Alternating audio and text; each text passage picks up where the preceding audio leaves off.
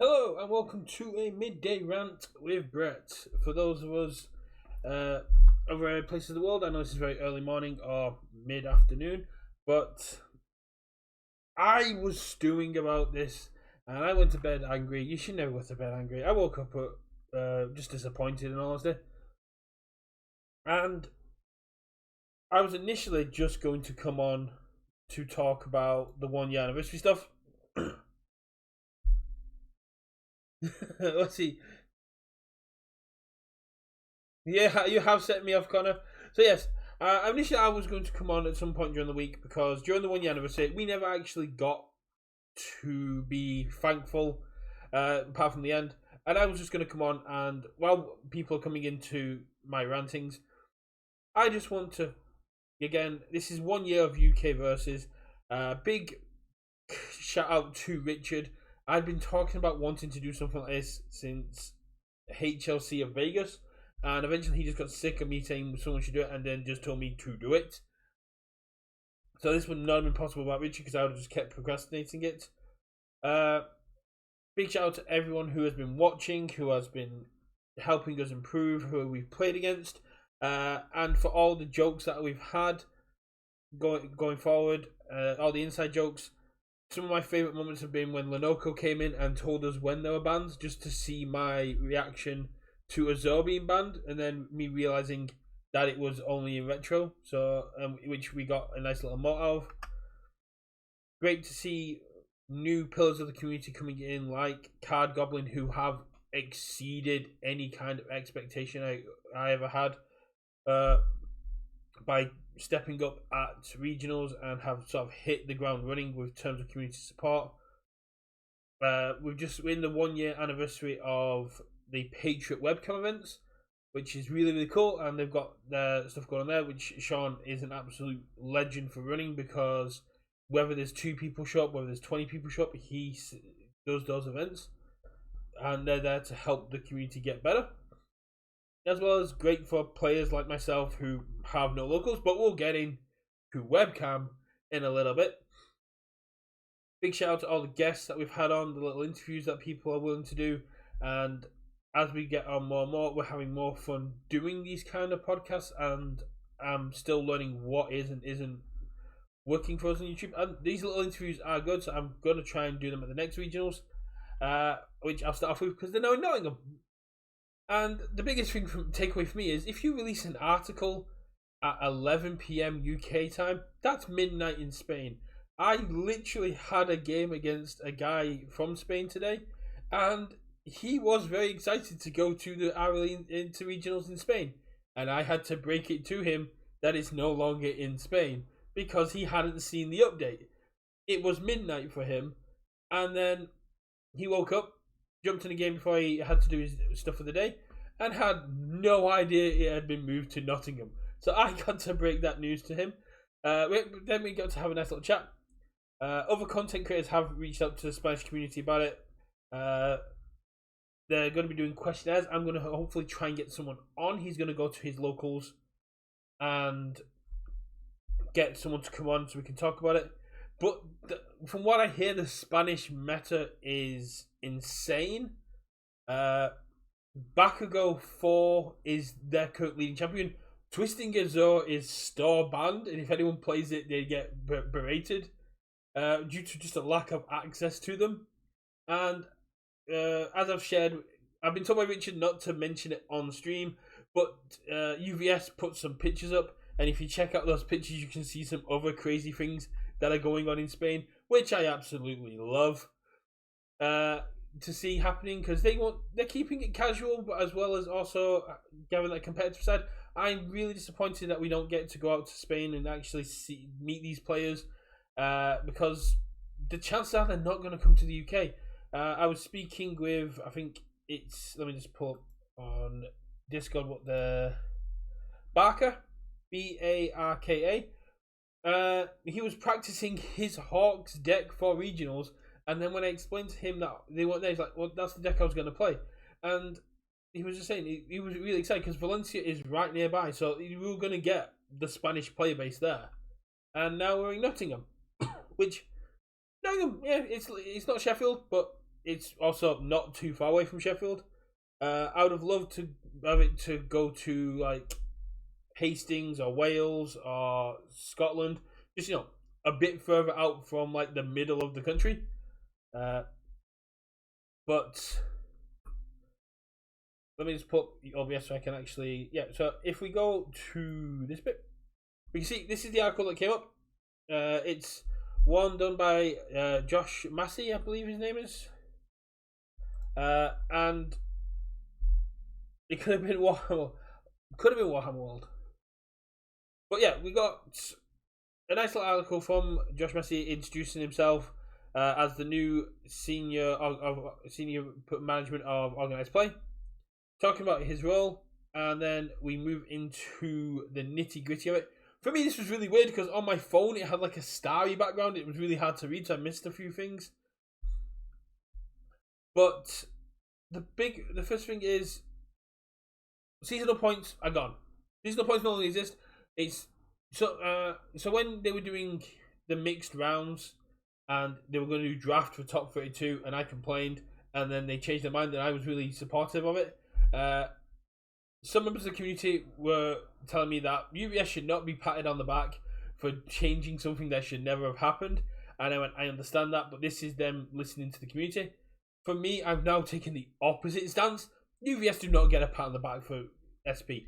I was so stressed out for the entire season 1 that I was going to miss out on getting to regionals, because if Flynn was ill, if Robin needed me, I could not drive the 4 hours there and back and playing events to get SP. Luckily, I managed to go to all the events I needed to, including webcam. But if it was still going now, I would still be in the same position, because with webcam regionals gone, which is the next bit, if they'd have kept the SP system in place, I may not have been able to qualify for regionals. And I love playing this game.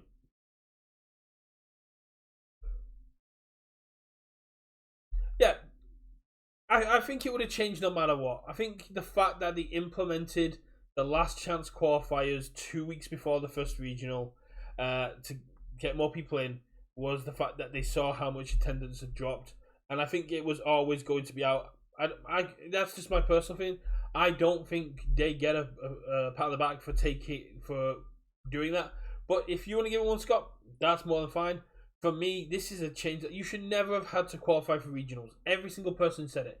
Regionals should be an event that anyone can come up to, and they had it right last year with the incentives to bring in more people. It doesn't have to be a box like it was last year, but bringing more people in was a great way to do it. Having new players come in and do it. When Guile came down for our regionals last month, after day 1, I was talking to him about it, and the first thing he told me was he had never been to an event where nobody dropped, where everyone played it out to the end. Doesn't matter if you were 0-6, they carried on playing, and that was a new experience for Gallon. And I was like, this is why.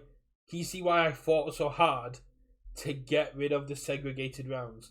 The fact that you could play 3 rounds and have to go home was not good enough, and the fact that UK players will stick it out to the end. It doesn't matter what our Swiss thing is. We're here to play it. We love the game. We want to play the game, and that's all we're asking. And yeah, and that's it. We love the game first, and we love the game in any way we can get it, which is why we now have a 13-year-old player who is organising retro events for webcam, which is really, really cool. We now we've got more and more new players coming in who are taking part in the Patriot webcam events. My local store championship got to 10 players, and that's the first time we've had 10 players in about a year. That was nuts. I couldn't believe it when it was almost 1 o'clock in the morning when I got home, because we had a 4th round. And that's why it should never be locked. Encouraging more players to seek out that competitive level of play is what regionals should be about. It should never have been gate kept. It should never have been you need to attend locals to go for stuff like that, because it just puts so much pressure on players like myself, on players like Connor, who had to take time off, like he said, to qualify for some of the new players. I know there's now a player down in Portsmouth, which is even further away. It's like 2 hours away from me, which means it's further away than everywhere else. There's players in Cornwall. I do actually know of. I don't know their names, but I know of players that are within like an hour of me, but they only play casually. And if I go over to them and go, oh, you should definitely check out Sheffield. Got a great player base, really good players, really strong players. You'll learn a lot. But then having to tell them they need to travel hours repeatedly just to qualify for that event is not going to end well. It should always have been that regionals were the stepping stone from locals to nationals. I understand qualifying for nationals, and I've never had an issue with qualifying for nationals because it's relatively easy, and most of it in EU, just showing up to regionals pretty much qualifies you for nationals as well. But it should never have been a gatekeep. I get that, Scott. Yeah, I was talking about this on the Discord yesterday. One of the biggest things about my gameplay is if I don't top an event, I feel I've let myself down. And I felt this a lot in August when I got 17th out of the top 16, because it's a 4 to 5 hour drive depending on traffic. Then it's all the travel costs on top, all the accommodation costs on top of that, and it's loss of earnings for my partner because he has to stop working essentially all the time because Flynn is a child, he needs full-time care. So while I'm at this event, Robin's not making anywhere near as much money as they would be doing because they're self-employed. I'm out there spending money. So events to me have always been at a net loss. But if I could say I've topped that event, then mentally it kind of justifies all the money I'm spending. I know that's not how I should be looking at it, and I should be looking at it just fun and social events, and that's what I'm trying to do. It's a way that I'm trying to like improve from last year. Trying not to get as salty, trying not to get as competitive, trying to keep a more positive mindset. But it's the anxiety in the back of my mind of if you don't do well, what was the point of traveling? And that's something for another time. Let's get back on here. But yeah, it's a huge improvement. Getting rid of SP is absolutely great. Allowing regionals to be open to everyone is absolutely great.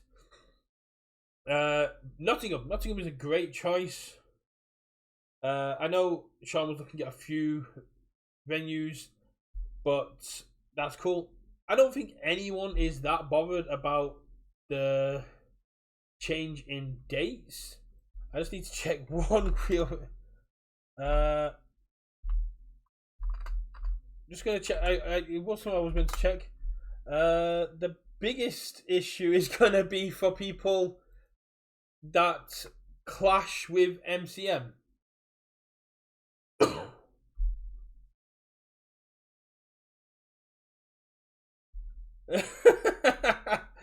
Oh yeah, Connor, you should be acknowledged. Your Nomu run at Nats was insane. Your Nomu runs in general have been insane. You should definitely have been recognised as a good player, and that's kind of like been one of the big issues I've had with NA players at the minute is them looking down on international players. Only people have like consistently topped or made it to Worlds get remembered. Some people have even talking about, oh, I'll just fly to Oceania and take one of their Worlds invites at nationals. Like, if you want to spend $4,000 to go get beat down by Zayn and Uyong, you go for it. Because I've played against those guys a lot, and they have beat me down a lot. And people have got me on their list as top 10 EU players. I don't agree with that. There are much better players than me. I just get very sweaty and get very lucky at times. No more than like some of my games I played at Worlds where I just stopped caring. But I would love to see this year a brand new team of like is it going to be 12 people, 11, 12, 11 people going out? 16 people. I think it's 16 or something like that. 16 people going out from the EU that have never been there before. But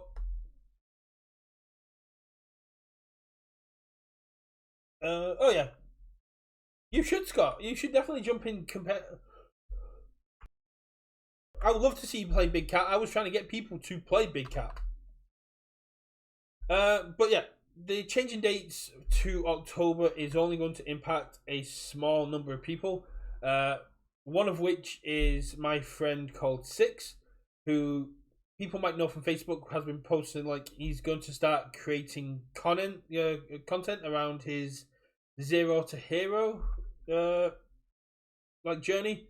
It started in local qualifiers where he lost to me on Younger Toguro, and then developed a hate for Younger Toguro, and he is going to MCM, which is a massive con in October, and unfortunately the new changing dates means that now clashes. So there'll be a lot of players who are anime fans that want to go to MCM because it's a big major event for those communities, which, yeah, that's a shame. And it's not something they probably took into account when they were swapping it with the Atlanta one that's now in the 5th and 6th. But if my partner is getting paid to go there because my partner goes to cons and guests, I might not be able to go because, you know, their job comes first. I would love to have the ability to top on 2 hours of sleep, but the big rant for me is webcam. Getting rid of webcam regionals, to me personally, feels like a mistake. I understand that with the incidents that have gone down and the fact that the one player that won 99% of events and developed such a reputation that if he entered events, it literally had an impact on attendance. The outcome of the backlash of what came out from their actions has been huge. The other side of that, the good things that came out of it, like you have now forever webcam champion Tam Cardwell looking to make improvements on webcam, showing things like the 2 webcam setup, showing ways to position your camera so that your hand and things are always on place. During the last webcam regional, I literally there was myself and there was other people that were holding webcam to a higher standard, and we just got lax about it because people just wanted to have fun, and it was a case of we want to hold webcam to the standard it should have always been held. Make sure your camera's always in, make sure your hand's always in frame, make sure that your sideboard and stuff like that, make sure you're following all the rules. And I was talking with David Toombs when we had our game, and we were both saying the same thing. We don't want webcam to go. Webcam's a great source of content for people like David, for people like Tam. I've never really streamed it, mainly because I was still trying to figure out how to get my camera to work on OBS and Discord. Now I have, and now it's gone. Hi Greg, great to see you. Hello Dash. But for me, it hits a bit more personally because I live 2 hours away from my local scene. My local scene is also in the back room of a pub, so I can't travel 2 hours every Monday to play there. And just like this Monday, some people were busy and they didn't find out until like 5 o'clock that there was going to be no event. So I'd already been there. I'd already been traveling down. So the loss of hi Matt, hi Richard. I'm talking about the recent updates now that we've got a confirmation that the next regional is going to be in Nottingham. I'm talking about my history of webcam and also promoting the fact that Tam Cardwell is now forever webcam champion, which is hilarious. Because if it was going to go to anyone, it should go to Tam.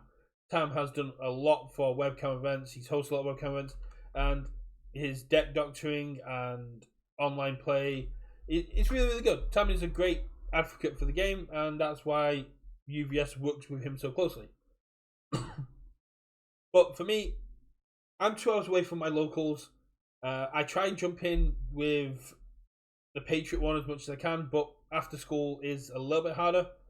So webcam regionals for me are a great excuse almost to sit down and play. I try and jump in mornings when I'm not editing. We're currently working on a brand new series for the channel, so my editing's gonna get even more intense. But webcam regionals was a great way for me to just say, Robin, I need to do this. Blaine will be fine, but if he needs anything, can you help him? And it made me sit down and play the game. It allowed me to get exposed to the cards. It allowed me to see what people are playing. It allowed me to test my own decks in a competitive aspect, because as good as community webcam and TTS games are, I can't be forcing people to play competitive against me. People just want to have fun. So it was a nice casual competitive situation where I could play against people like David Toombs. I came across people who are fans of my Dabby plays and the podcasts like James. And it was a great way to just engage with the community in a semi-competitive setting, as well as for international players like Oceanic and EU to rack up some CP. Not that the times were the most friendly in sport, but for me, webcam is how I learned to play. I sat here playing Minato 1 for hours on end when Flynn was a baby. At that point he was like 4 years old. And I sat here, 3-4-year-old Flynn, just chilling out, me playing a few games. And then I started into events. And I mean, I stayed up till what, 4-5 o'clock in the morning for some of these events.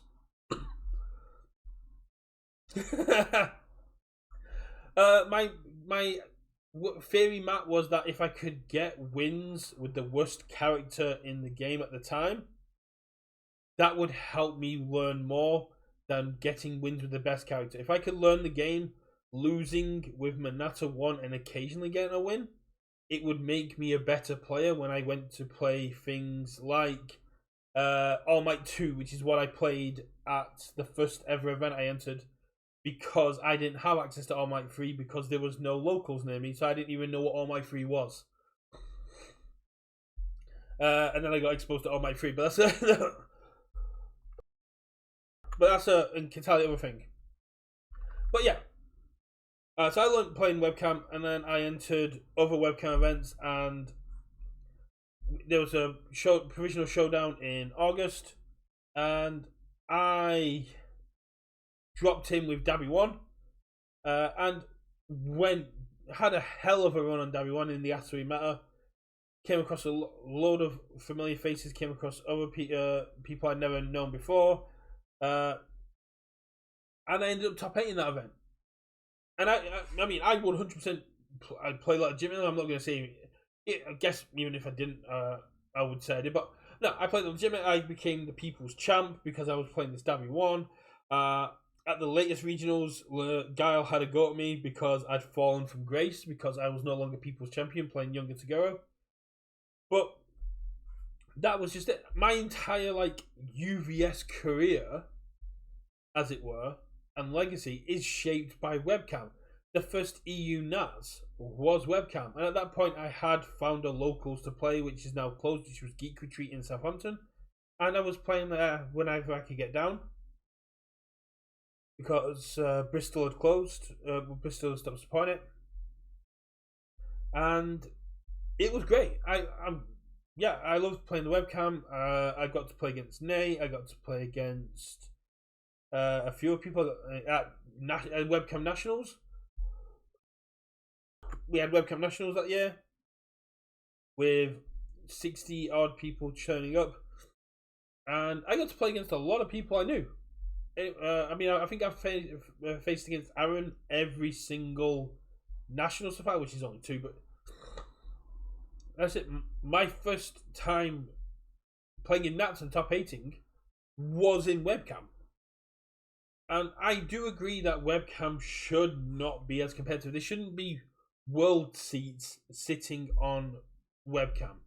I can understand that close out of pandemic and the fact that the game was just kind of kicking off in the UK, that we had a webcam one, same as Oceanic. Oceanic webcam I'm going to let someone else go into, because that one was nuts. And the fact that you could just literally have everyone sign up for that was insane.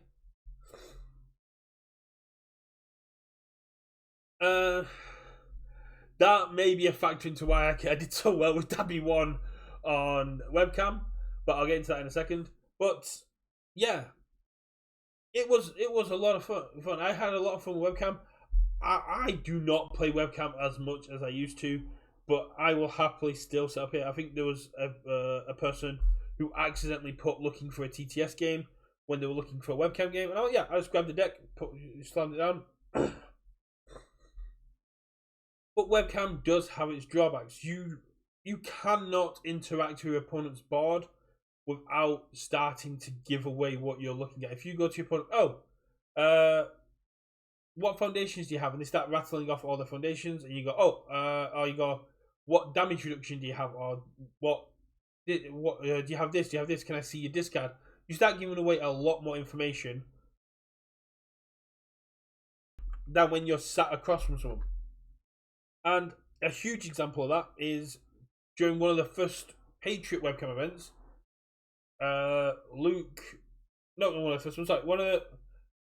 Luke won his RLE, I did remind you how you kind of skipped me as well. Yeah, but after Luke won his RLE, we played in the Patriot webcam, and I played Dabby 1, and because of cards like Freezer Burn and Dabby 1, you need to read them. Me just playing it and going, do you know what it does? And he goes, yes. And you go, cool. And then just be like, okay, I'll give it a throw. And then dropping the Faith Shield and me going, I cancel it. It's like, oh, I didn't know you could do that. It's like, yeah. These are things that do not happen in-person games, because you can read the cards. You go, oh, this is how this interacts. This is how it interacts. It does give off niche. It gives niche decks a bigger advantage, or cards that people aren't too familiar with. And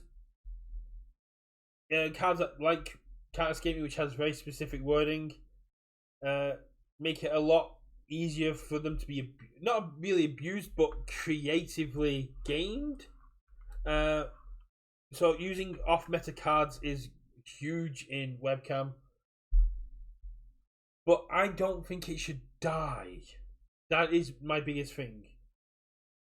The webcam weeklies went, and we got no word on that.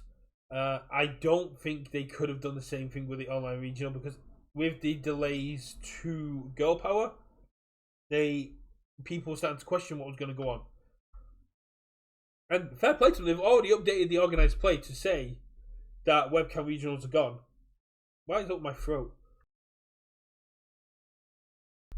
So I seem to have a bit of a tickly cough.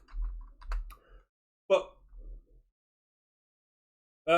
webcam events should be kept around. It is a very community inclusive thing. I know they open it up to community ones, but a community event will never have the same drive as an officially sanctioned event. I mean, you've got On From Fridays. A lot of people are going to looking at Bromley's webcam event. So Bromley's webcam event was ran at the same time as EU regionals. Don't know if EU regionals impacted it, but it didn't have that much return, and the pricing was essentially money to help you get to Vegas regionals. And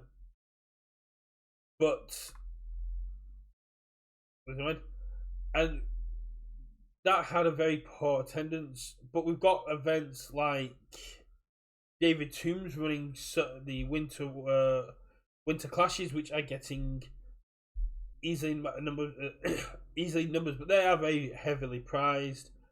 He's running another one at the minute, which is Girl Power characters versus Godzilla characters, and I'm pretty sure that filled up very quickly.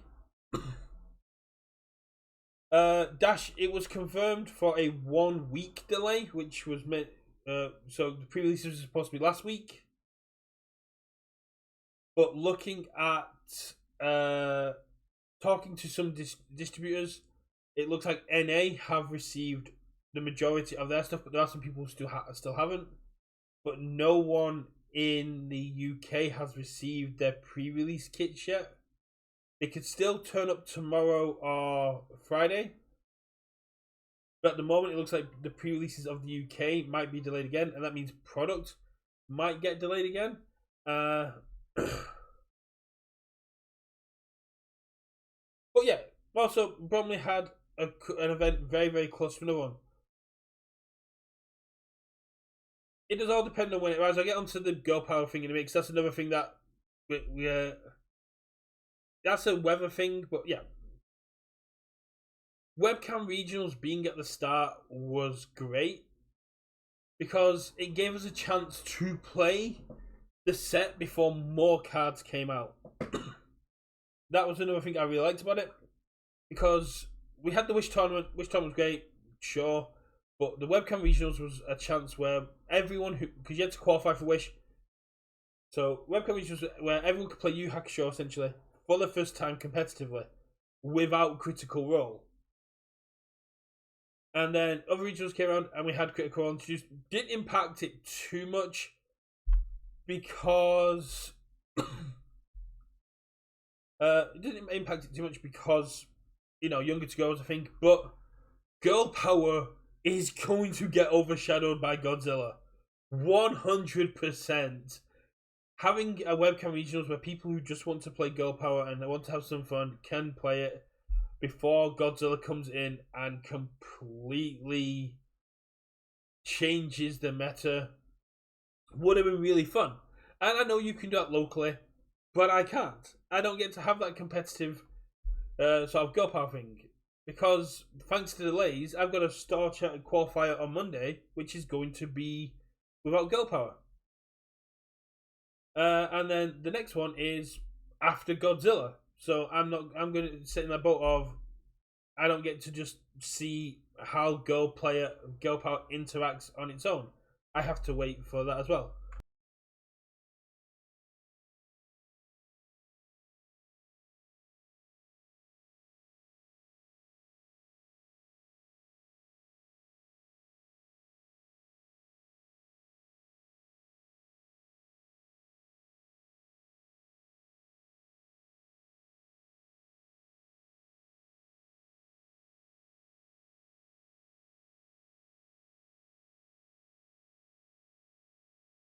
Am I still muted? I did not realise I was still muted. There you go. So yeah, sorry about that. Yeah, Card Goblin, we absolutely love Card Goblin. If you look at their like most popular items, it's a bunch of Yu Hakusho commons and uncommons. That's because I send my locals from Southampton after we play to go to Card Goblin to pick up more commons and uncommons. And they don't even ask me for the commons and uncommons. I think I was talking to Dean, who bought up a load of Dark Tournament looms and a bunch of other commons and uncommons he was waiting to arrive. Maybe even some Immortal Shapeshifters for his Recovery Girl deck. And we still, I think our discount code is still working, but Card Goblin has been huge for the EU community, especially showing up at regionals to sell singles. And I will continue to shield them out to everyone who is willing to listen, because this is the first time we've had a singles vendor who constantly keeps updating their stock as well. They keep getting the resupplies in. The Card Goblin singles now include set 4 cards, including promos. But yeah, Card Goblin has been absolutely amazing, and if anyone wants singles for them, definitely hit up Card Goblin. I mean, the case pricing alone. Of course, do support your local game store when buying product, but buying a case of girl power for 400 quid was absolutely insane. Yeah, it's great to see how much you fall in love with the game, coming from like not a few months ago, not knowing about the game, and now being so immersed into this game, that you've essentially become like a pillar of the community as for singles and stuff like that. I mean, whenever I have an opportunity to chill out with Card Goblin, I do. David Toombs is running an event, and I immediately he then said he wanted to involve international players, and I went get in contact with Card Goblin. If you want to sort out your pricing, do hit up Card Goblin, and they will help you get pricing to international players as well. Because I love this game, and I want to see this game grow. I want singles at regionals. We've now made that happen. We've got single support. But yeah, to toot my own horn a little bit, the reason we had singles at regionals is because I messaged Richard and just went, yeah, Card Goblin, have you thought about asking Sean for selling singles? He's like, it hadn't occurred to me. I bet you he would. And then they got in touch with each other, and then I got a message back going like, yeah, we're going to be selling singles. I was like, that's amazing. And it was really, really cool to see you guys there. Sat with a nice table, selling so many singles. I'm happy to shill these guys out as much as I can, because I want to see this game improve. I want to see this game go. I am so passionate about this game. I really wish I found it sooner, and it does hurt me to see players become disheartened with the game. It was when it was announced it's not going to be MHA only anymore. A lot of my locals said that they might be looking for other games, and I did really try. I shilled out the game to them, and now they are looking at things like Yu Hakusho, and they're looking at Critical Role. They're getting all these other things in. Godzilla's bringing them back in, and talking with some of like the older heads that are becoming disheartened with the game, and listening to these players that have been playing for 16 years, going, yeah, I just don't like where the game's going. And it's like, it really hurts as a newer player to see these decisions that UVS are making that are impacting the community, because we don't have the biggest community as it is. One of the biggest ones was Level Up with the Mirio promos, and those Mirio promos looking so good, and just everyone outside of that event knowing we will never see them. Gen Con promos, it's just such a pain to see how much support the American players get and how much love they get. And yeah, they had 400 people at Nationals this year. But they are an overdeveloped market. It's a massive country with lots of states, with lots of stores that people still need to travel around to do, and there are still rural players. If you're an NA player that it doesn't have a locals, do not feel like I'm singling you out here. I do feel for you. But there are so many missed opportunities in EU and Oceanic, and it just feels like it's such an untapped market. That's really, really cool to note that 80% of your sales are now Universus. That also could just be because they have nowhere else to really go. I'm trying to get hold of as many spare Mirio promos as I can, just to give them to people as well. I would absolutely love a Mirio promo. I know Pippa has hooked me up with some as well that I need to sort out with them.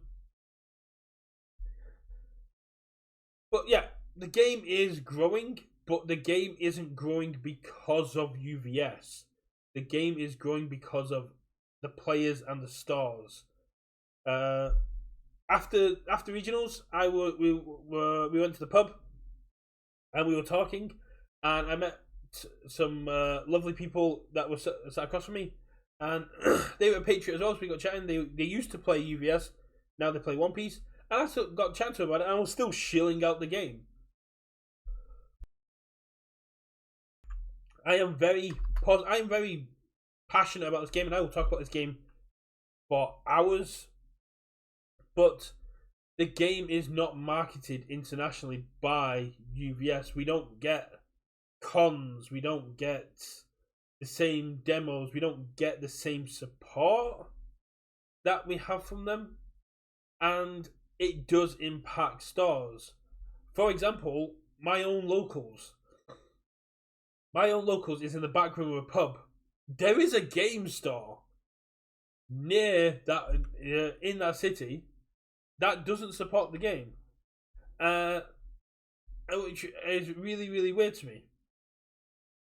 Sean does a hell of a job promoting this game, but the biggest thing that happens is people bringing in locals. Richard, with the help of Gary and other people in the Hastings area and the Famous Collection area, has built up a local community. But some stores are not willing to do it. I've spoken to multiple stores in my area offering to do learn to plays, demos, give cards away to help get people into the game, and I was categorically told by one store, does not matter how many people are asking for it, we will not support this game because of what's happened in the past. And look at Set 3. Set 3's Plus Ultra kits were so heavily delayed that at Nationals, the majority of the players that were in the top 8 had access to the Plus Ultra kits.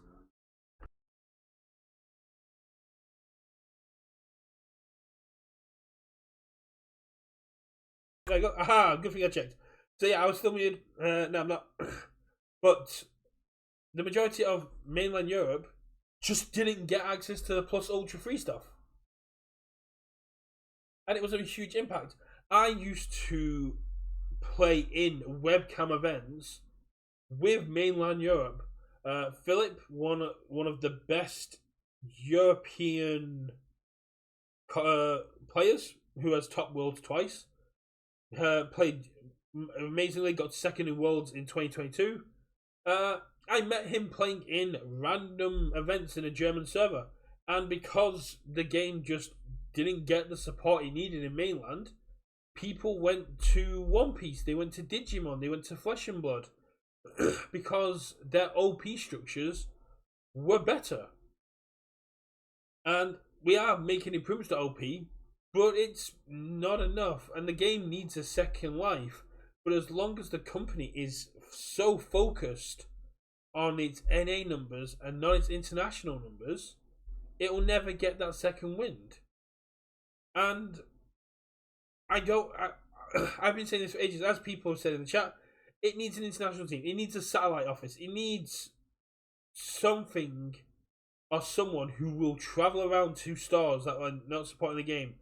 It needs someone who will do the legwork, because as great as the phone calls are, and no shade to the UVS organized play team, I know the local store team stays up till 3-4 o'clock in the morning, checking in with stores, checking in with TOs, getting the product, trying to get the game to grow. It isn't the same as having someone in that room with you going, why aren't you supporting this game? On a phone, you can literally go, yeah, okay, yeah, no, okay, I will go, sure, email me, yeah, and then boom, down. When you've got someone stood across from you, going, we know you have product, we know you buy product, why aren't you playing this game? What can we do for you to get this game going in your area? And if you have someone sat across from you or stood across from you saying that, it shows more care, more dedication, and more passion than just a phone call. And that, for me, is something that we're lacking. And it would be expensive, I'm not gonna lie, have someone traveling around that much. But that's the kind of dedication stores would want to see. I've worked sales, I've done that stuff, and if I had someone on the phone being like, oh yeah, we want you to, you want to sell this, you want to sell that, it's like, you need to work so much harder as a salesman to sell something over the phone than you do in person. it is a lot harder to hold someone's attention like this. I have part of why I talk with my hands. Also, ADHD. But I've trained to be a lawyer. I've done part of the stuff in that. I don't use any of those skills apart from deductive reasoning. But one of the big things you get is you need to hold someone's attention, and on the phone, you can't. Other stuff will be going on around them outside your control. If you're in a room with someone, if you can see the situation they're working with, if you can see, come at them with the data, with the stuff, you can work so much more, and people are going to be more receptive to someone who's there talking to them because it shows that passion than someone over the phone. People hate getting sales calls over the phone.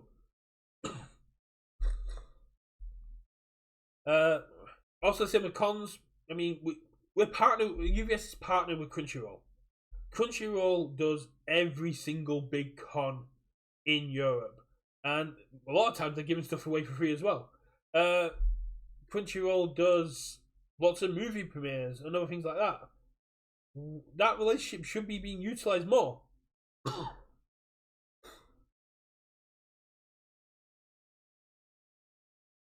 I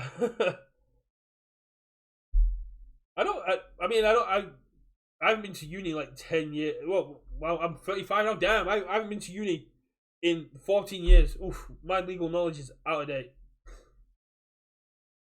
But Crunchyroll, I mean, that should be a partnership that's going down.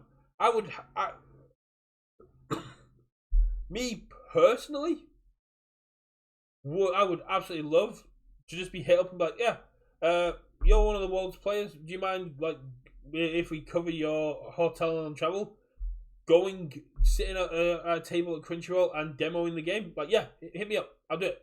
Let's go. I'll sit on the edge of a table at Crunchyroll playing these Attack on Titan demo decks or My Hero demo decks. Give me some product to hand out for people that win, or give me some demo decks to hand out, and it would work because people come to Crunchyroll to talk about the anime, see what's going on, and you just have this little card game there. Let's go.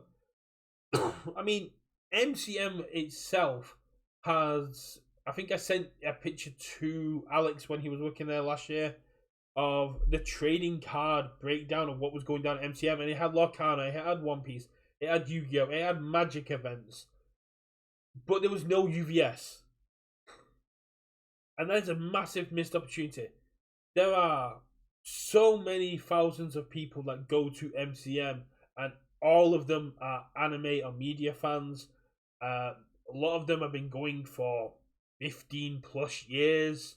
So, your Yu Yu Hakusho fans, your Trigun fans, your Attack on Titan fans, your MHA fans, you're going to get them all. Japan Expo is a massive expo. Dutch Comic Con is huge. The big one, of course, is UK Games Expo, which is where all the gamers go. And that is where the demo should be going down. I like how this has gone from a rant about webcam to just a rant about the state of the game now. But I was talking with some other content creators, and for content creators, decisions like this are great because we get to rant. It's me and Jacob dubbed it sucks, but it's content. But as more and more decisions come out which just benefit NA players and just seem to shun away from players internationally, and don't get me wrong, the move for Spain was a great move. It should have had the follow through ready before the move was made. Before they announced that there was going to be a regionals in Spain, that venue, that event should have already been taken care of. They should not have announced a hypothetical event in Spain, because all you've done now is tell every single Spanish player in there, none of your TOs want to do this regional. And that is going to have a knock-on effect psychologically. And it's a huge missed opportunity because, like, the images that UVS put up about the Briarwoods in Spain and like how many people showed up, that is right next to Valencia. So that is a lot of players who were excited for this event and getting to play competitively and getting to meet new players because they can't. Not everyone can afford to come over to the UK. Not like just like not everyone in the UK can afford to go over to Spain. But it's a lot cheaper than the Oceanic players having to go to New Zealand, which I'll get into in a second. But now, no mainland, unless they want to fly out here, which is not as easy as it used to be thanks to Brexit, it is a lot harder for them to do it. And it costs a lot more. It is a huge missed opportunity, and it should have all been in place. It is UVS going, look at what we're doing, and then giving all the pressure to the stars. Same with Oceania. Oceanic have 2 regionals in New Zealand, and they can't afford to keep traveling like that. For nationals, sure. When you got, but they had a 14 people regional. The webcam regional had what, 104, so that's 90 players more.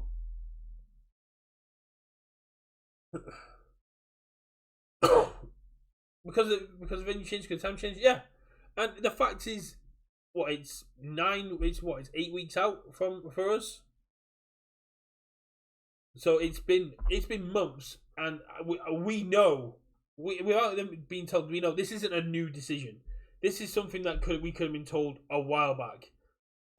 Because tickets get more expensive as going. I'm sure there are people that have booked for Spain already and had it already. As soon as it announced, I started looking, and something in the back of my mind just went, "Don't do it. Don't book anything, because you'll go for the non-refundable options and you'll be screwed." But yeah, I mean, it's not great for NA as well. You've had some stuff changed around. Webcam is still a huge loss, but again, it's kind of like just a compounded thing for international players at the minute. And Oceania have got to be feeling this the most.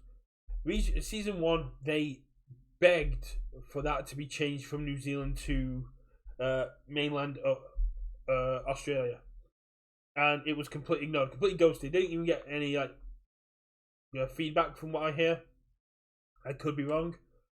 And then they had a 14-person turnout, and then they've got another one that's been hosted by Grimdark this season, and the next season they're back in New Zealand. And I don't think the qualifying points was the problem for New Zealand. I think the pure cost of the majority of the players having to go out to New Zealand was the bigger issue. It was a huge demand to ask on them, because you're asking for hundreds, if not thousands, for some of these people to go out, and you're asking them to do it repeatedly throughout the year. If we go to organised play, regional events, Path to Worlds, we'll see that one. We've got 64 report yet.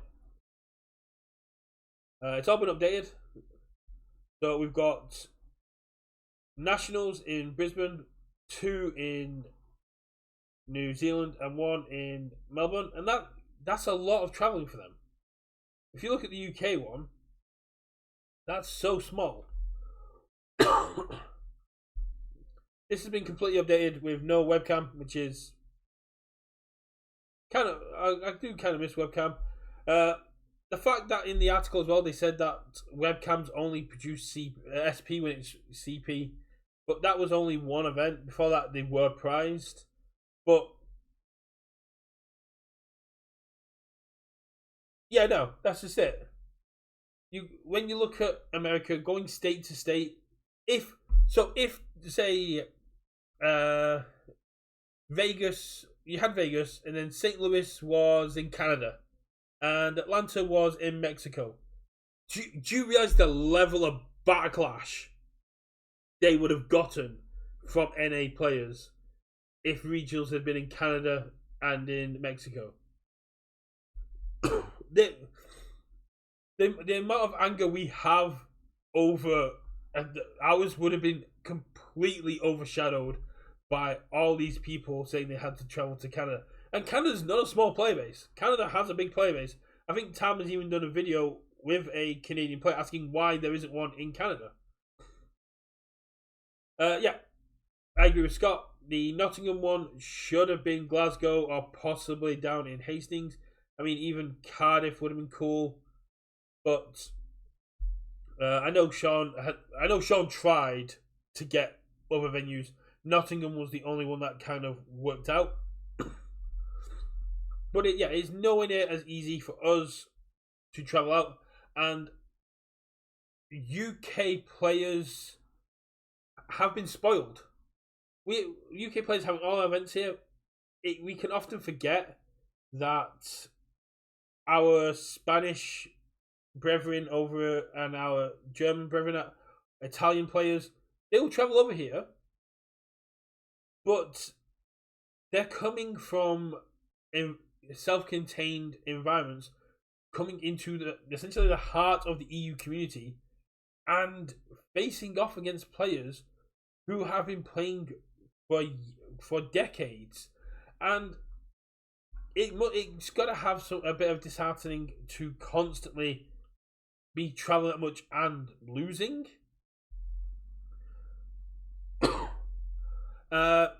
And yeah, I think they've messed that up. I think Nottingham is definitely south of Sheffield, and probably, but not even that much. But yeah, they're trying to ask international players to fork over for visas or travel permits, for flights, for hotels, for taxis and Ubers to come to events and not really have anything to show for it.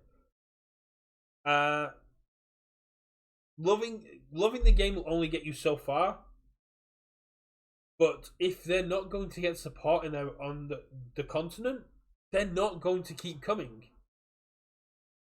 The decline in regional attendance isn't only because of qualification. Moving to the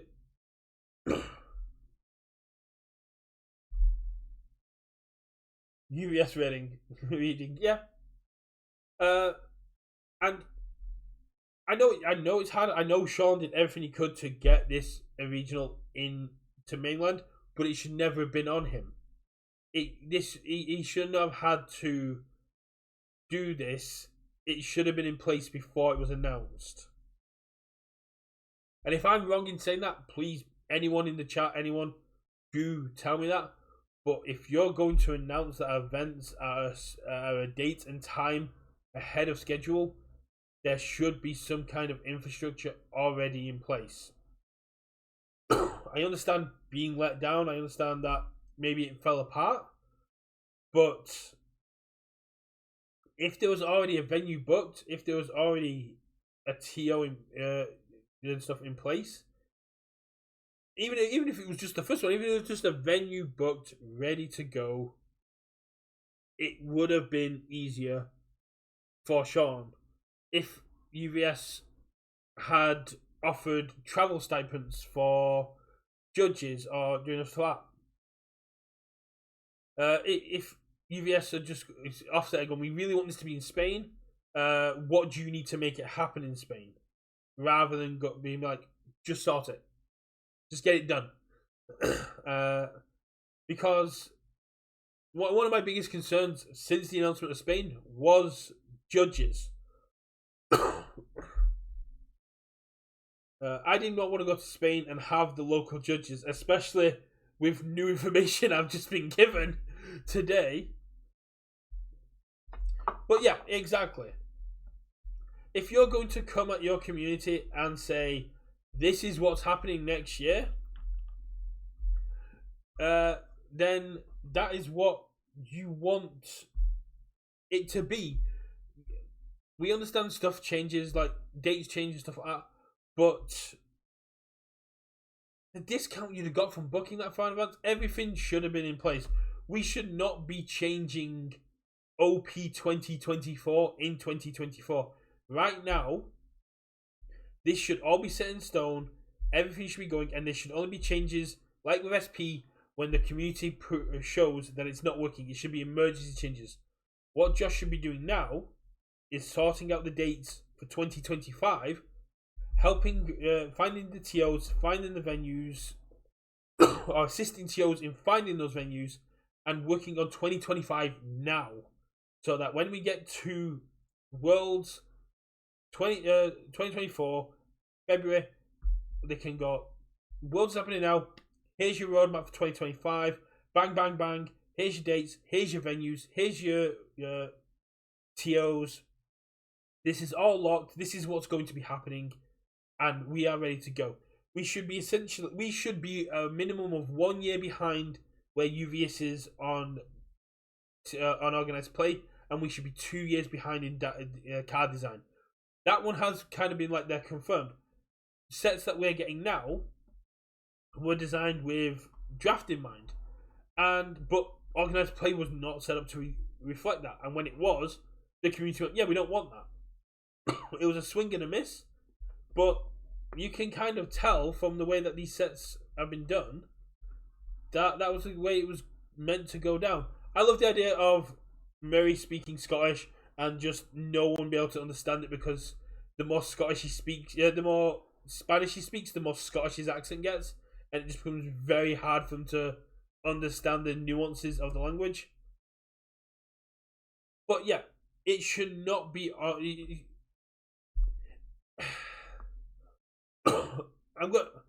I've just had the analogy come in my head, and it kind of works too well. It feels like bad management, where you walk into work and your boss goes, "This is what I've told the customer we are going to do," and the TOs go, "Cool. How are we going to do that? I don't know. You sort it out." It's like, oh, that is not a manager I'd want to work under. That is not someone who go, "I've made these promises. I am now getting you to fulfill my promises." And it's like, okay. Are you gonna offer any support with that? It's like, do I need to? It's like, it would be great. It would be really helpful. You know, you've promised everyone we're gonna go to Spain. And it's like, okay, yeah. And it's like, can you do that? It's like, I can try. Are you gonna offer support? It's like, I could, but I've got all this other stuff I need to do. It's like, oh, okay, cool. And again, I'm just speculating here. Maybe UVS did everything that they could to help out Sean. Maybe UVS did absolutely nothing. We don't know, because communication from UVS has been a massive issue since UUH. It's probably been the biggest complaint among content creators, that we have no idea what is going on. From like upcoming sets and other things, we've got no communication from UVS. Whenever we reach out, I've reached out to them once, so other people reached out as well, and we get told no new information, or stuff's in the works. We get very vague answers.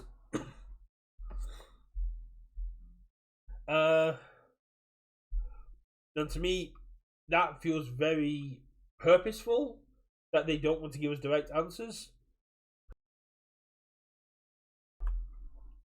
because I just want to see this game success. This game is so good. I am so upset with myself that during the pandemic, I stopped playing Magic years ago. I played some online games. I did stuff like Gwent and stuff. I love card games. I've been playing card games since I was like 10 years old. And I was looking for a new game after Gwent changed into what it was now. And I came across a Yogscast video and found Keyforge. And if only there'd been some kind of support back in 2019, highlighting 2019, around then, highlighting this game, I'd have gone all in on this game. I was introduced to this game by Wazzy Plays, highlighting the first MHA set, and I immediately did a box. I'm a massive MHA fan. I love MHA. And yeah, I bought my box, and the box kept getting delayed, as we all know. That's history done. And we got the game quite late. But I was still playing Keyforge till this game came out, and I was hoping to play both, then Keyforge died. But I really wish I got into the game then. I really wish I got into this game instead of Magic. This game is just so good and so interactive and so much fun. It's got a great community. It's got great players. Everyone's just so nice and so much fun.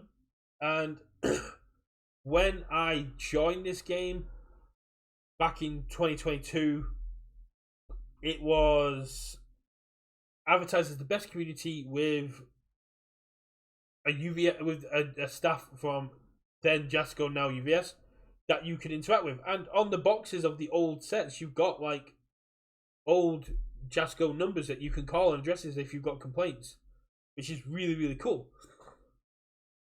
And that open communication with devs, the open communication where you can just talk with staff members and have a laugh, is still there. But it feels so much different than it used to. It feels like there is such a big gap between the community and the company now. And I don't know if it's just because I've gone into content creating and I'm starting to see that gap more. But there are so many decisions that seem to be anti-community that, to me, feel off. Talking with some of the old heads, Nationals used to be free. And when I found out that Nationals were going to be invite only, I was like, oh, cool. If you qualify for Nationals, surely you don't have to pay for Nationals because you've had to qualify to get there. And we started to pay on top because qualifying was just a formality. It was a way to boost it, because you could just enter last chance qualifiers, and most people enter last chance qualifiers won them. And if you didn't win them, you could just buy the codes off people in America, which they weren't supposed to do, but people were winning last chance qualifiers and then just giving the codes away to enter events. But, that was never addressed either. You didn't know that? Well, yeah, now you do. I'm dropping all the spice. But, I mean, yeah, I actually have one of the original MHA demo decks. Well, not MHA, one of the original UFS demo decks. I got it on eBay. I love this game. I pick up the cards whenever I can, quite cheaply. I've got a tacky one coming as well. And I was talking with old heads like Shane. I was saying the game still plays the same as it would here. It's just that it's grown, which is what the game should do. I've been saying this to people since Worlds, and it feels like UVS are treating Universus like it's a new game. They're not respecting its history. They're treating it's like, oh, the OP is changing, the way the game gets played is changing, all this stuff is changing. Anything before MHA set 1 is nice, but Retro is coming back, which is cool. But to me, it feels like all these decisions, all this stuff that's going on is what would happen with a brand new card game trying to find its footing in the market. It is not what we would expect from a game approaching its 20th anniversary. It is not what we expect from a game with an established player base and history and culture. And that is why we have seen a lot of old heads drop off, and we're seeing more and more drop off because the game is changing, and some people are sticking around because of nostalgia. Some people are dropping it because it's just nowhere near what it used to be like. And it's part of one of the things I want to do as an episode is talking all heads about this new game, because in the past we've had One with Nature, we've had Mob Strike, and they just didn't get touched. So it's like, how is the game so much different that these cards have had to be banned when in the past they were fine? That yeah, the community, like I said, the community is what's keeping this game going. It always has been, and UVS needs to utilize that, especially in Oceanic and EU. If this game did not have the already established community, I think Scott is right. It would not be the game it is today. I don't think half as many people would be playing. I don't think it would. If this was a brand new game, after what happened in set 3, it the EU and Oceanic markets would not exist. If you had a brand new game that was 6 months delayed with set 1,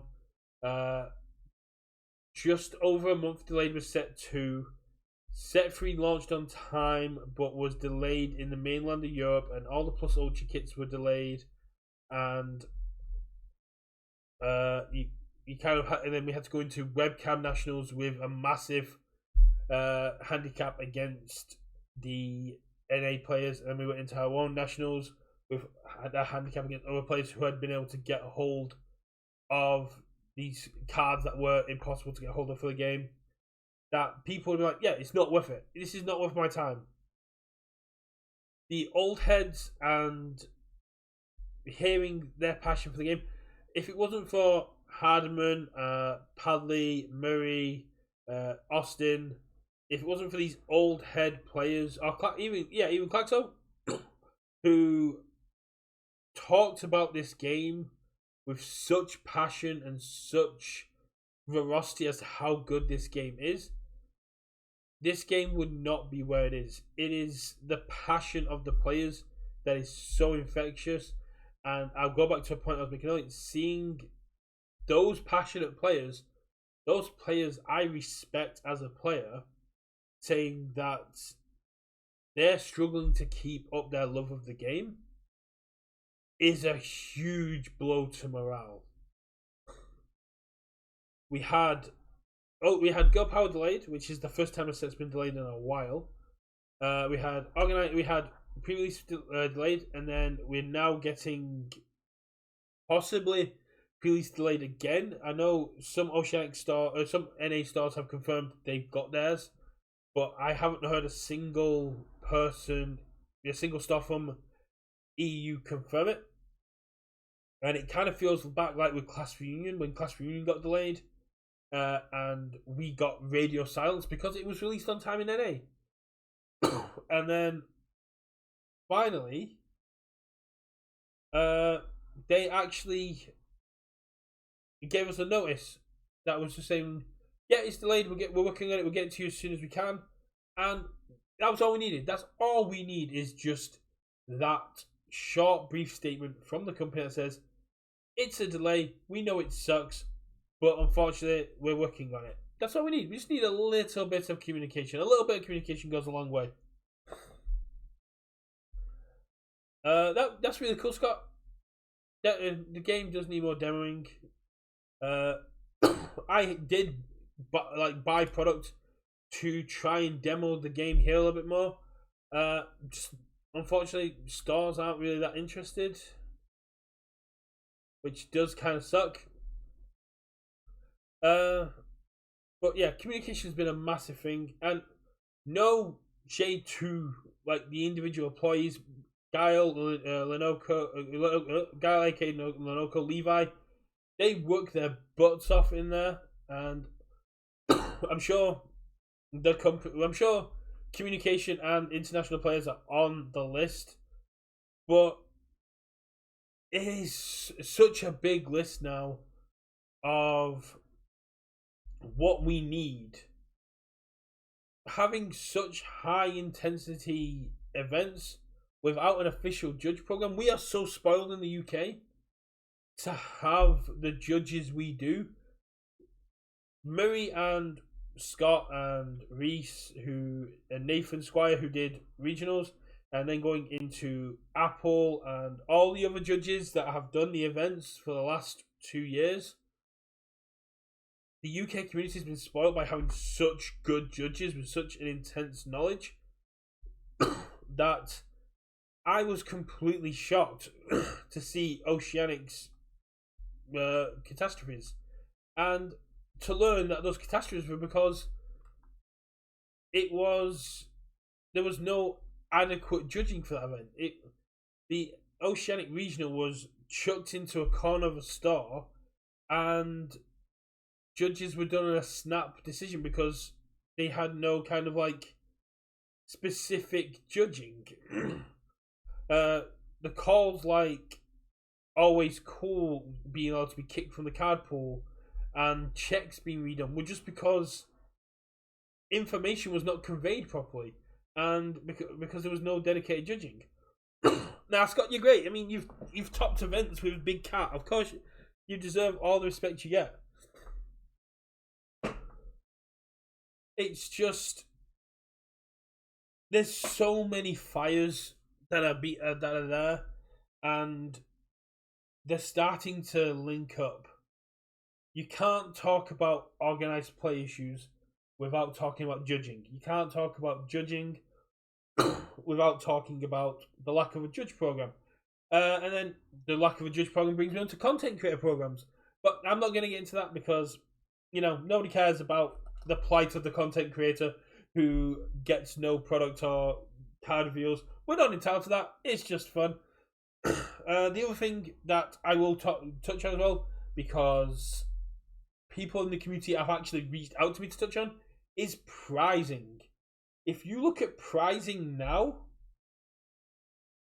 compared to the past, it has declined so much. I'm sure, Scott, if they offered to pay you to go out to Oceania and judge, I'm sure you could. But yeah, an international judge group would be absolutely great to see, because I know EU has its own group chat where I ask a question and then I get shouted at for asking such an obvious question. And I've got better. I have stopped messaging multiple judges the same question. I will now just ask one judge and wait for it to go to the council of judges and come back. But I'll go back to what I was just talking about. Is look at the RLEs and the provisionals that we didn't get access to in 2021, early 2022. You got 7 promos for provisionals with a champion promo. You got alt RLE promos that were 7 or 8 that were kind of randomized, which were really, really cool. And yeah, they were for webcam events. They were not as many in-person events then because of the pandemic. And over here in the EU, we didn't get access to them. One, because international shipping was not a thing. Not until just after Worlds and of course our nationals, and because for some of them we didn't have the game. I think there was one webcam event we could enter. There was one webcam provisional and one webcam hourly we could enter before they got rid of international shipping. The provisional I top 8'd with Dabby. A friend of mine received the prizing for me and sent it out to me, so essentially I had to pay additional shipping on top of that. And then we did get a catch up for provisionals, but looking at the prizing, you had these mechanically unique promos which were very, very strong, as we know at Midnight, and you had alt RLE promos of very, very good cards. Dark Shadow Ruin. You did have, I guess, Jiro. You had the champion cards being things like Frigid Heatwave, Detroit Smash, and then cut to 2023. Well, in 20, and then we had the Star Provisionals, which was a catcher mechanic. Texas Smash, Texas Smash is such a Pride Smash is so nice. And then you had Star Provisional Championships, which was a great catcher mechanic for us in the UK and internationally, because we got access to all these provisional promos, but we have never had access to those hourly promos again. Those hourly promos are just gone. And it really does suck. Cheerleaders, there's so many people in the UK that I would love to get hold of these alt-art cheerleaders. Alt-art Texas Smashes were great. There's Dark Shadow Ruins I played them in Dabby because they were great and the arts were so cool. There's so many art regional promos that we didn't get access to, and I, for the majority of the year of 2022, was thinking we'll get some at Worlds, we'll get some we'll get some given to us because we've had the chance for some. Jolt, Excited for Blood. There was a few, and it was a prize pool at Worlds, but they were so cool. They were such playable cards that they kind of drew people in to just take part to get those promos. And then we cut to 2023. And we're still on the mechanically unique promos for Star Provisionals. Which means, yeah, you got to go down, but after you've got them, you kind of like attendance started to drop off. I think at my locals, we had 12 people show up to the first one to get hold of the cards. And by the end of the season, we had 4 people showing up because people had Nats invites, people had the promos, didn't need them anymore. And then you look at regionals, and we had Cremation as a chibi, which people weren't too excited about. You had Effortless Movement, and you had the Toga one, which is gonna bug me. And all chibi, people weren't too receptive on the chibi stuff. I still like them. I've got like the chibi art for Dabby framed up from this time as well. But you went from 7 promos down to 3, and that kind of sucked. But you still got your playmat, and your playmat was really cool. You got one for showing up, and then you had the dual needle lunge and stuff for getting in the top. And then cut to the next one, and we get so many more promos. Season 2 organized play was great. You got a lot more promos, a lot more for showing up. You still got your playmat, and that was really, really cool. And that's the one that Richard came to. That's the one a lot of people showed up to. I think that was that the one that you got the box for showing up as well. I think that was Undaunted Raid. After Undaunted Raid, I might be wrong, but I think that might be the one you also got the box for showing up to as well for new players, or that might have just been the League of Villains one. I'm losing my mind, but that was really, really cool. And again, a box. Raid was the box one, yeah. So you got the box for showing up as well. So it encouraged new players to come up, and it was really, really cool. I'm not gonna lie, that was an amazing event. And then Nationals came around, and we got a load of promos, and those promos were so good. I'm so glad I topped and was able to get so many of them. The Rejuvenating Smash promo was so nice. It was a massive improvement on the promos that we got from like 2023, 2022. And then throughout that, box toppers went away, and we did see a move away from mechanically unique promos, which is really, really good. But the monthly stores kind of suffered from that. We saw Plus Ultra Packs after Raid go down, and now we're getting an alt-art promo every month, and that's cool. But one promo every month is like not the best. I know it's something that like they do with Friday Night Magic promos and stuff like that, but it feels like a step back from what we were doing.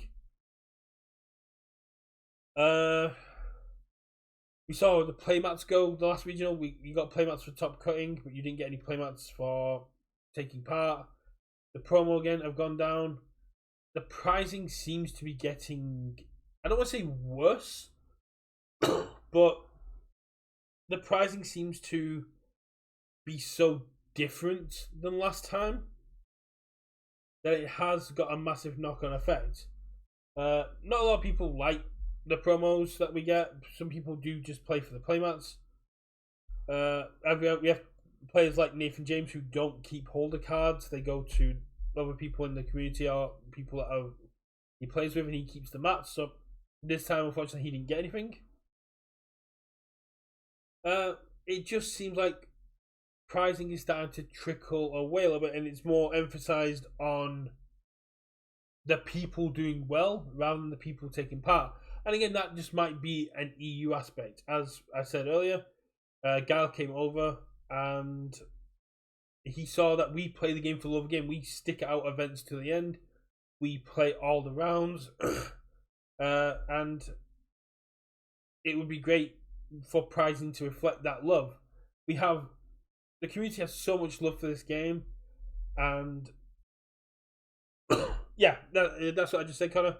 The pricing is so top heavy that you're not really walking away. Yeah, I'm sorry, you just got a message. The pricing definitely has been skewed more. It's now definitely more filtered, and the people at the bottom are walking away with a lot less. Which yeah, I know it's got.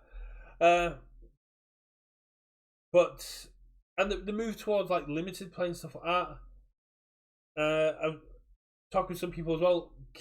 The set's now having more expensive singles, seeing things like Falling Skies and Repeated Smash getting to like the $50 to almost $100 with Repeated Smash. These are things that have never really happened in this game before.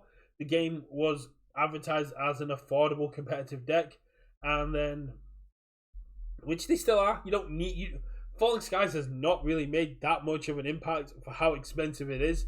I expect that to change now that Younger Tagoro has kind of died.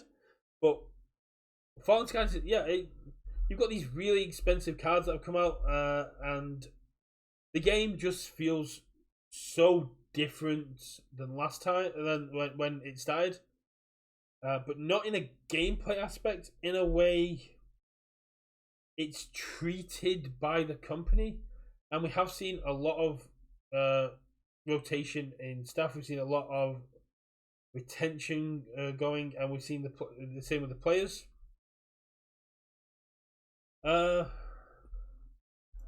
I've been ranting for 90 minutes now. I'm gonna check this message from Scott. Big thanks to everyone that's been here. I'm gonna try and come up with a name for these midday rants.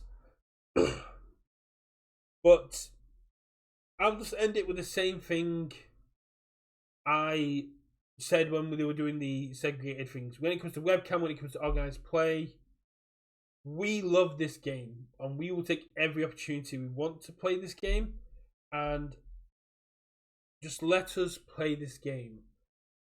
Have the infrastructure in place, have the judging things in place, have all these decisions that UVS are putting out there, have them ready when you say them.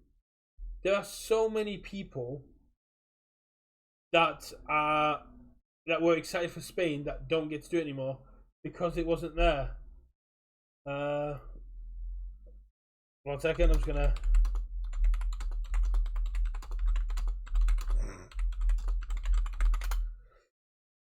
just have to put that there. Oh, I'm so immature. But yes, we love this game, UVS. We want this game to succeed. There's so many players that are all in on this game, and we just want more communication. We just want to be able to play this game. We want the decisions that are coming to be player friendly, to bring more people in. We shout about this game from the rooftops and try and drag as many people in as we can, but it is not on us to keep them here. It is not really on us to bring them in. We would love to see more advertising opportunities. We'd love to see more demo opportunities in the EU, and we want more stores involved, but it's very hard to get them involved. It's very hard to convey to a store why they should put the time and money into this game as a player. And I know this because I gave up trying with a couple of stores, but I tried for well over a year to push this game. And even Alex tried with one of my local stores and they was having none of it. It's a real shame. I love this game. I really want it to do well. But there are so many decisions coming out of the minute that just seem anti-community, pro-purchase, that really do hurt. The stars are the lifeblood of the game, and the players are the lifeblood of the blood of the star. I'm not an expert in these kind of things. I just know that it is approaching 3 years of me being sat 2 hours away from a star, and now being told that one of the events that I look forward to and that I get to play in, I don't get to do anymore, really does hurt. That is a massive blow to the rural community that play this game. Basically, with webcam events gone, I have now been told that if I want to get any kind of competitive play, I need to pay. I need to go out and pay for petrol. I need to pay for accommodation. I need to go out there and get it myself, because I can't play webcam. I can't rely on that community support from UVS. But at least we were told. It wasn't like webcam weekly. It wasn't like other stuff that's gone on. And if this strains UKversus relationship with UVS, that's a shame. But I don't think I've said anything here that the community isn't already saying. We understand why webcam had to go at the way it was, but it didn't need to die. We understand that product delays happen, but we should be hearing about it first from UVS and not from stars. We understand everything that's going on. What we don't understand is, why aren't we being told? Why is it that we are finding out from UVS once the community already knows? Once we're already complaining about it, why are we finding out then? Why? Again, I'm just going to go. Why are content creators being fenced out? Why are we not being told what's happening with product? I know we're not owed it. I know it's not something we're entitled to.